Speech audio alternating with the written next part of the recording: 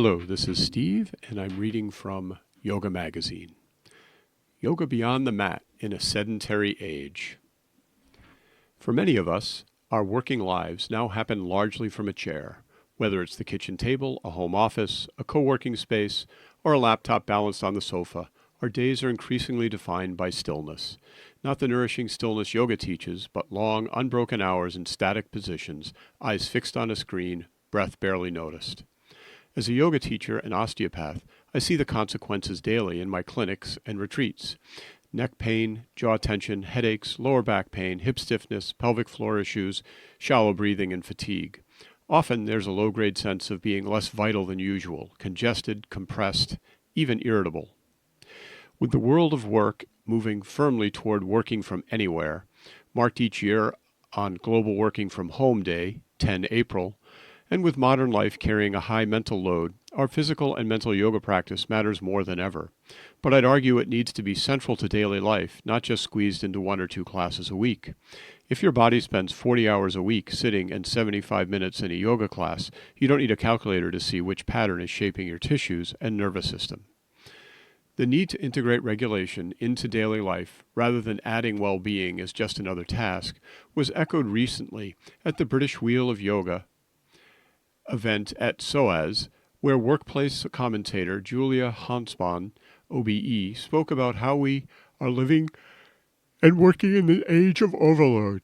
Ongoing shifts in how, where, and when we work continue to create uncertainty and cognitive strain, making simple embodied practices that restore rhythm, movement, and nervous system balance more important than ever. The real problem isn't posture, it's stasis. When it comes to spinal pain, we've spent decades debating good and bad posture, but the body is far more adaptable than we give it credit for. It can tolerate many shapes and positions if it's allowed to change them regularly. What the body struggles with most is a lack of movement. Research shows that sitting itself isn't inherently harmful. Standing isn't automatically better either. The issue is staying in any position for too long. When joints don't move, muscles don't change length, and circulation doesn't get a mechanical boost from regular contractions, we start to feel stiff. Over time, this stuckness can contribute to more persistent pain and a sense of low energy. Working from home or anywhere has quietly removed many of the natural movement breaks we once took for granted. Commuting, walking between meetings, getting up to speak to a colleague, even popping out for lunch. Add blurred work-life boundaries, longer screen hours, and higher cognitive load, and the result is a perfect storm for physical and mental strain, often showing up as jaw, head, neck, or back pain. Sedentary behavior is now linked not only to musculoskeletal pain, but to cardiovascular, metabolic, and inflammatory issues as well. It affects circulation, breathing mechanics, digestion, hormone regulation, and crucially, the nervous system. When the body doesn't move, things get stuck at every level. We may start to ruminate more, sleep less deeply, and find it harder to shift out of stress mode because the cues our nervous system expects, changes in posture, breath, and sensory input, are missing. Why yoga matters more than ever and can't stay on the mat. Yoga was never designed as a once-a-week activity. It was a daily practice of self-regulation, of body, breath, attention, and nervous system. If we only stretch or breathe deeply for 75 minutes a week, we miss yoga's real value. Those 75 minutes can feel wonderful, but they cannot fully undo 8 or more hours a day of immobility and low-grade stress. So rather than thinking, I can't wait for yoga class tonight to undo my day, a more helpful question is, how can I bring yoga into my working day? This doesn't mean doing sun salutations beside your desk, unless you want to. It means simple, repeatable practices that interrupt stagnation, restore circulation, and remind the nervous system that it's safe to soften. Think less workout, more self-regulation. Think of yourself not just fixing a bad back, but cultivating more choices in your body and your nervous system. Below are 4 evidence-based, informed practices I regularly teach to professionals, patients, and yoga students. They require no equipment, no special clothing, and very little time. Done little and often, they can genuinely change how the body and mind feel by the end of the day. You can use them as micro breaks, as transitions between tasks, or as a brief arrival ritual before you start work. Practice 1, the physiological sigh. resetting breath and nervous system in under a minute. Most desk-based breathing patterns are shallow and subtly held. We often breathe high in the chest with minimal movement in the lower ribs and diaphragm. Over time, this feeds tension in the neck, jaw, and shoulders, keeping the nervous system slightly on edge. You may notice you clench your teeth, grip your tongue to the roof of your mouth, or hold your breath without realizing it during difficult tasks.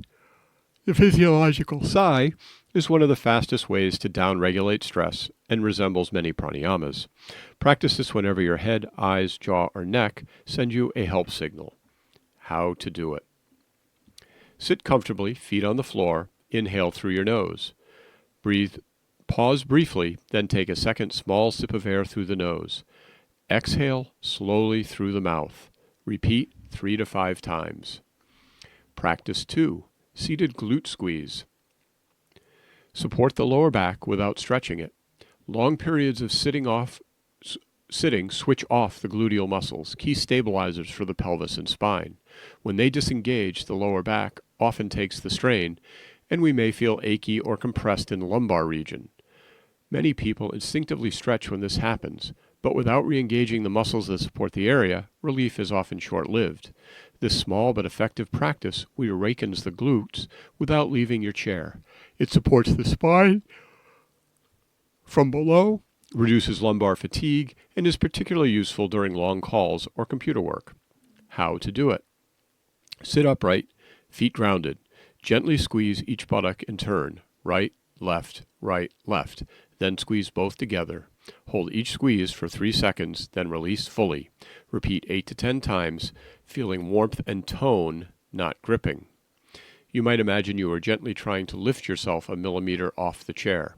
Keep your jaw, shoulders, and belly soft. The effort belongs to the glutes, not the whole body. Practice 3. Desk stretch for spine and breath. If you have a desk, you already have a stretching tool. This classic forward bend variation decompresses the lower spine and neck.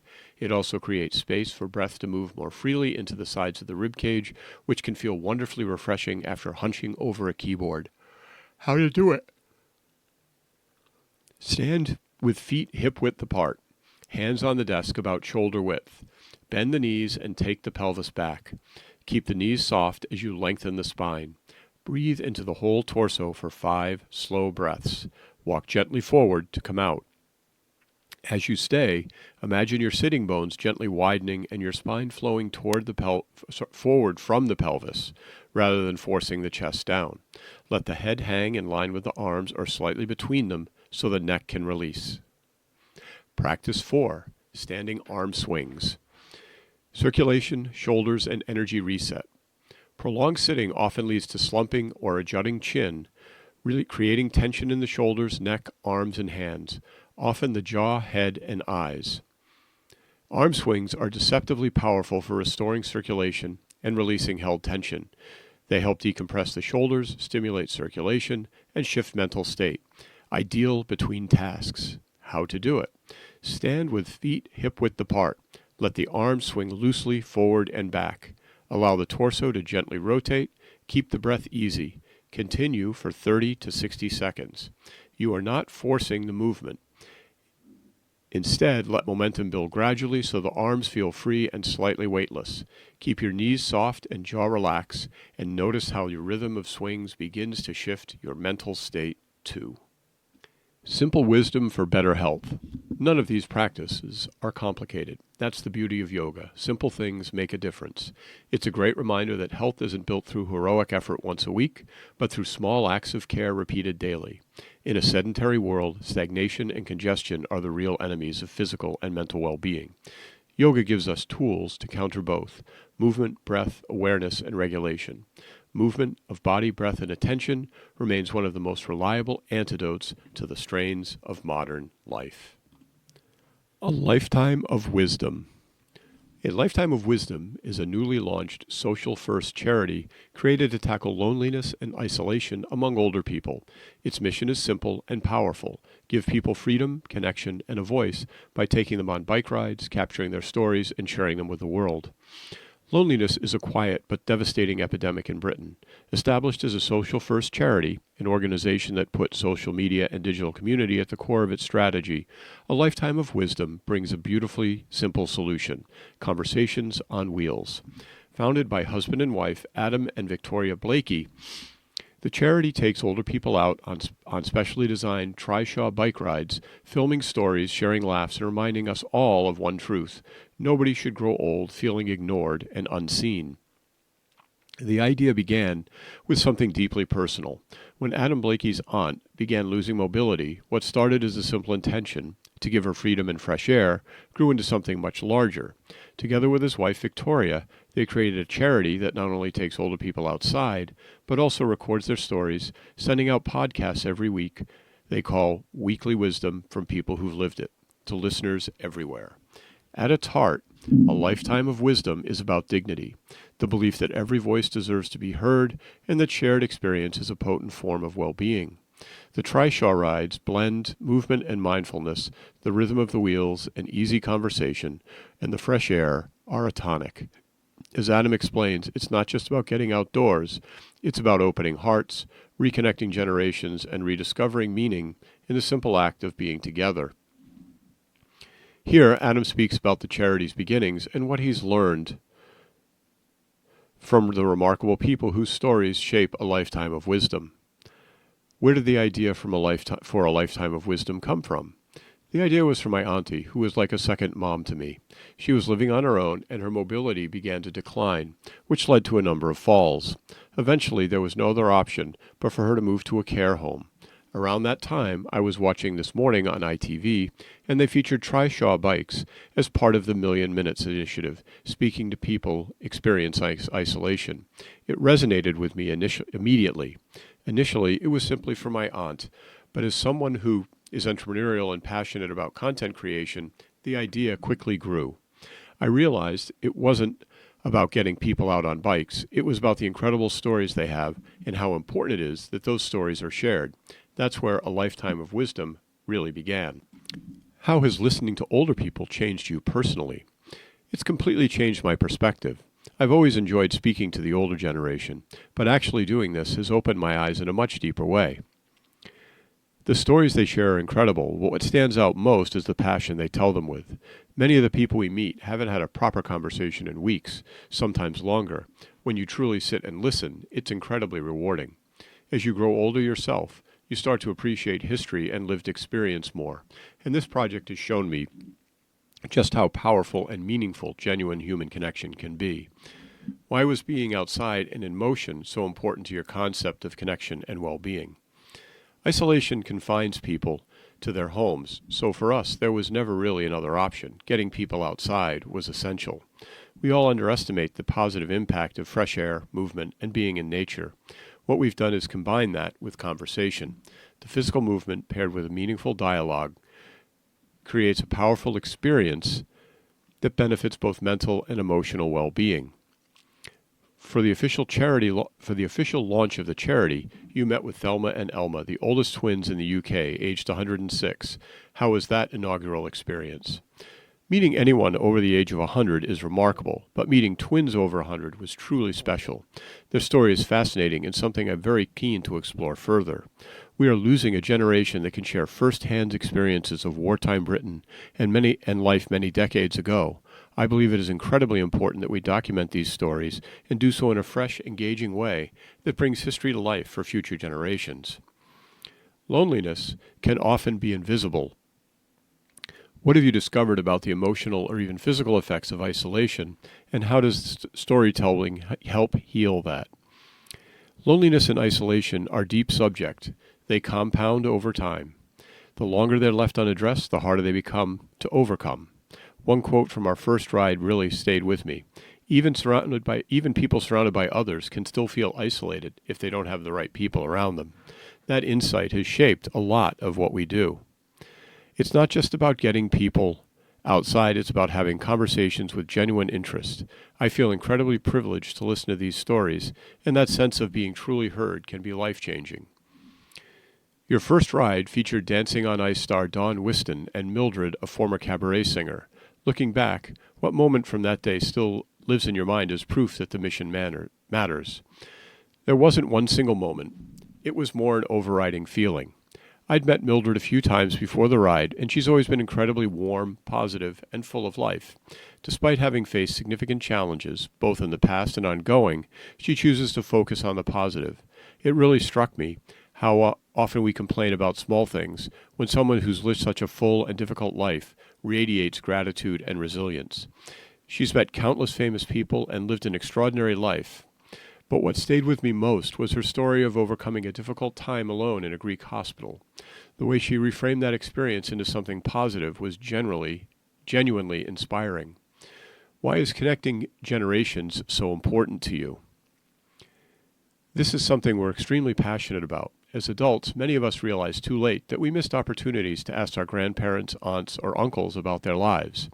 We're developing initiatives that bring together younger volunteers, including primary school children, with the older generation to share stories and experiences. The idea is simple: open conversation, curiosity, and learning from one another. Because everything is filmed, these conversations can be shared with a global audience, helping preserve stories that might otherwise be lost. Research shows that both giving and receiving attention can improve well-being. Have you noticed changes in confidence, happiness, or identity among your riders and storytellers?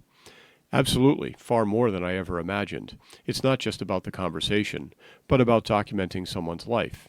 We've received messages from family members who are incredibly grateful that their loved one's story has been captured. The impact on the riders themselves is huge too.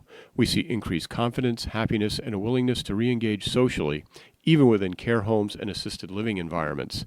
That first step out of isolation can make all the difference. As co-founder with your wife, Victoria, what wisdom have you both gained from these encounters that you didn't expect when this journey began? One of the biggest lessons has been understanding how slowly things move in the nonprofit sector. Coming from a business background, I'm used to moving fast and learning along the way. There are understandable challenges around safeguarding, accessibility, weather, logistics, and filming, especially when working with an older generation. While it can be frustrating at times, it's taught me patience and respect for the responsibility that comes with this work. What do you envision for a lifetime of wisdom in the coming years? More rides, more voices, perhaps even international chapters? In many businesses, social media leads strategy rather than being an afterthought. We've applied that same thinking here. Every ride, conversation, and interaction is filmed and designed to be shared first and foremost. The nonprofit sector is becoming increasingly competitive for funding, while donations are harder to secure. Our approach allows us to generate revenue through alternative streams such as YouTube ad revenue, sponsorships, and social partnerships, all of which can be reinvested back into the community. With platforms like YouTube and the connections we're already building, we believe a lifetime of wisdom has the potential to reach a global audience. If people around the world can connect with these stories and learn from them, there's no reason why this model couldn't be rolled out internationally. Nick is a versatile editor, writer, and communication consultant with an eclectic body of work that includes remote travel assignments, in-depth interviews with influential voices, and much more. A student of yoga and meditation, he often explores well-being and personal growth through his writing. The Kundalini Memoirs of a Yogi, an account of how the life force power of Kundalini bestows many cities and blessings. The first light of dawn painted the Himalayan peaks in shades of rose and gold. The terraces of Yoga Bhavan glowed softly as mist curled along the carved stone walls. Snowy paddled silently beside Muni, his golden eyes alert, sensing the delicate energy of the waking cave. The herbs around them shimmered faintly in the morning light, as though aware of the day's spiritual work. Yogi Ji sat cross-legged near the central pool, the air around him alive with a subtle hum. Muni, he said, voice smooth as flowing water, today we journey inward, to the Manayama Kosha, the mind and emotional sheath. Here lies the river of thoughts, the currents of feeling. A balanced mind allows clarity, compassion, and insight. I am ready, Yogi Ji, said Muni.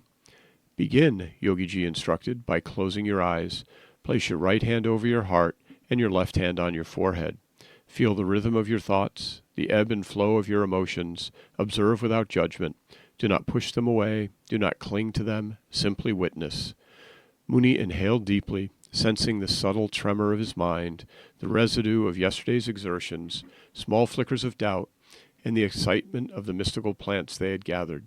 Snowy's tail curled around Muni's leg, grounding him in silent presence. Now, Yogiji continued, imagine a gentle stream flowing from your heart to your mind. Each thought and emotion enter the current and is carried gently downstream, dissolving into clarity. This is the mindful flow. Visualize it, feel it, and let it move freely. Muni concentrated, feeling the tension in his temples ease, as if the morning sun itself had penetrated his mind.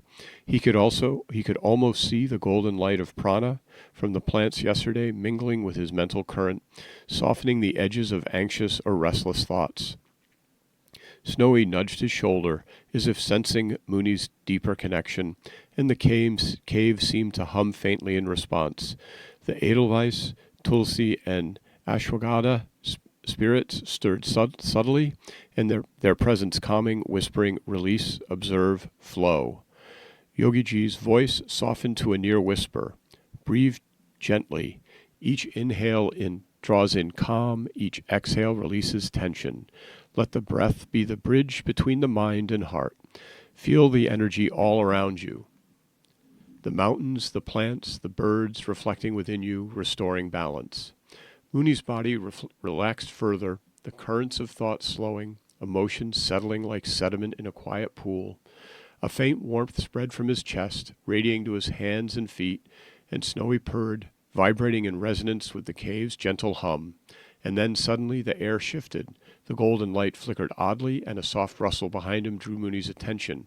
Snowy had risen, ears perked. Muni turned and froze.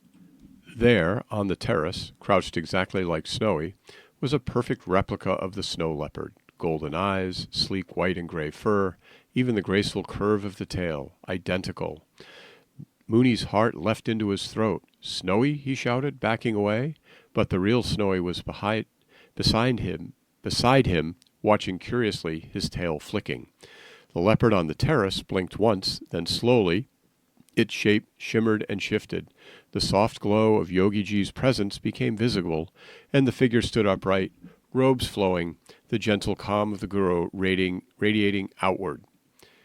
Yogiji laughed softly, a sound like wind through chimes. Muni, he said, do not be afraid. This is a lesson. The mind fears what it does not understand. Even the Manomaya Koshi can be startled, even by what is familiar. I wish to show you how perception shapes reaction. Muni stumbled back, his legs trembling. Guruji, you became Snowy. His voice was a mixture of awe and terror. I thought, exactly, Yogiji interrupted gently. The mind creates stories, attaches to fear.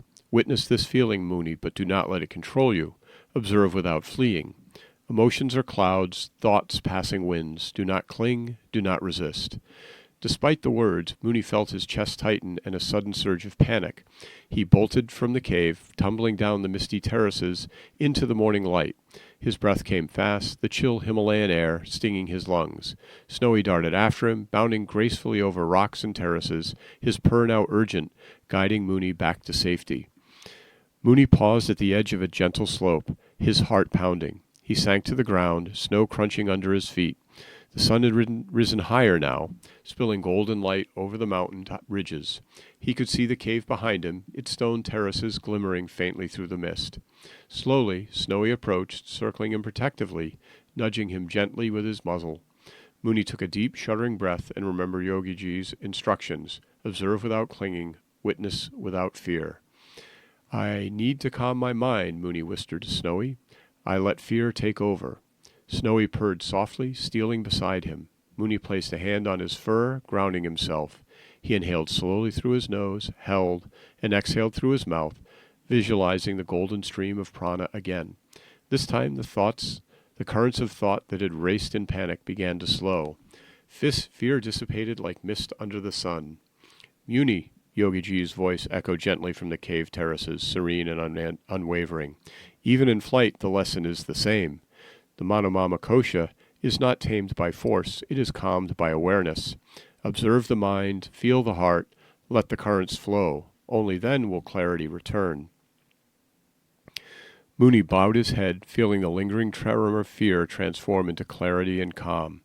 The Himalayan birds began their morning calls, the air carried the scent of tulsi and edelweiss, and the cave's golden orbs glimmered faintly in the distance. He looked at Snowy, golden eyes shining in the dawn, and whispered, "Thank you, friend, for guiding me back." Snowy nudged him again, purring, and together they slowly made their way back to the cave. Mooney's steps steady, his heart lighter, the currents of his Manomaya kosha now balanced. Snowy nudged him again, purring, and together they slowly made their way back to the cave. Mooney's steps steady, his heart lighter, the currents of his Manomaya kosha now flowing gently and harmoniously. The morning sun had climbed higher, warming the terraces, yet the mountain breeze carried a crisp freshness that hinted at snow-capped peaks above. Mooney felt a subtle heat lingering from the earlier exertions and realized he needed to cool both body and mind before the afternoon siesta. Snowy stepped beside a patch of soft moss near the central pool and turned his golden eyes towards Mooney, his gaze calm but penetrating. Slowly he crouched and lifted one paw, tracing a subtle circle in the air. "Follow me," he seemed to say. Mooney knelt beside him, intrigued. With a gentle swish of his tail, Snowy exhaled slowly, a low, vibrating sound emanating from deep in his chest. Mooney noticed the effect immediately. A faint cooling sensation spread across his shoulders and back. Snowy circled him slowly, and with each movement the heat in Mooney's body seemed to dissipate, as if the mountain breeze itself had been drawn into the snow leopard's rhythm. Snowy then sat upright, closed his eyes, and lifted his nose toward the sunlit terrace. Mooney mirrored the posture, hands resting lightly on his knees. Snowy's purring grew steadier, resonant, and almost musical, echoing gently against the stone. He seemed to be communicating the rhythm of breath without words, teaching through the resonance of his own energy. Following Snowy, Mooney began to inhale slowly through his nose, imagining the cool mountain air filling his lungs. Then, with soft, controlled exhales, he whispered the breath out through slightly parted lips, creating a gentle, flowing sound. Snowy's purring synchronized with his exhalations, and the effect was immediate. Mooney felt his body relax, muscles loosening, heartbeat slowing, and a sense of tranquility washing over him. "Rest now, Mooney," Snowy purred softly, nuzzling him one final time. "Let the cooling breath carry you into stillness." And so, under the watchful gaze of the Himalayan plants, the shimmering cave lights, and Snowy's steady presence, Mooney drifted into a restorative afternoon siesta, fully replenished, calm, and at harmony with the rhythm of the mountains and the cave and his own koshas. This is Steve, and I've been reading from Yoga Magazine.